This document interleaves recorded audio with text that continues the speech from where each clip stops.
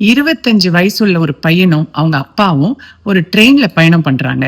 அப்ப அந்த பையன் ஜன்னல் வழியா எட்டி பார்த்து, அப்பா அப்பா இங்க பாருங்களேன், மரம் எல்லாம் பின்னாடியே போயிட்டு இருக்கு அப்படின்னு சொல்றான்.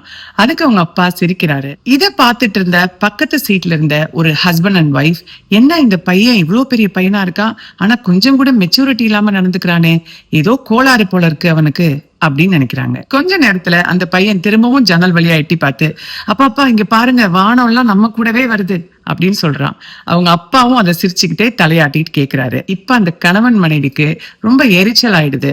உடனே அந்த அப்பாவை பார்த்து, ஏங்க உங்க பையனை நல்ல டாக்டரா பார்த்து காட்டுறது தானே, அவனுக்கு ஏதோ பிரச்சனை இருக்கு அப்படின்னு சொல்றாங்க. உடனே அந்த அப்பா சிரிச்சுக்கிட்டே சொல்றாரு, ஆமாங்க நல்ல டாக்டரா பார்த்து காட்டினேன், அதனாலதான் பிறந்ததுல இருந்தே கண் பார்வை இல்லாம பிறந்த என் பையனுக்கு போன வாரம் ஆபரேஷன் முடிஞ்சு இன்னைக்குதான் கண்கட்டை பிரிச்சு டிஸ்சார்ஜ் பண்ணி ஊருக்கு கூட்டிட்டு போறேன். இந்த உலகத்தை அவன் முதன்முறையா பாக்குறான், அதனாலதான் இவ்வளவு எக்ஸைட்டடா இருக்கான் அப்படின்னு சொல்றாரு. இந்த மாதிரிதான் நம்பளும் இல்ல, ஒருத்தரை பார்த்த 5வது நிமிஷத்திலேயே இவங்க நல்லவங்க, இவங்க கெட்டவங்க, இவங்களுக்கு திமிரு, இவங்களுக்கு பொறாமை, இப்படின்னு பல விதமா ஜட்ஜ் பண்றோம். கரெக்டா?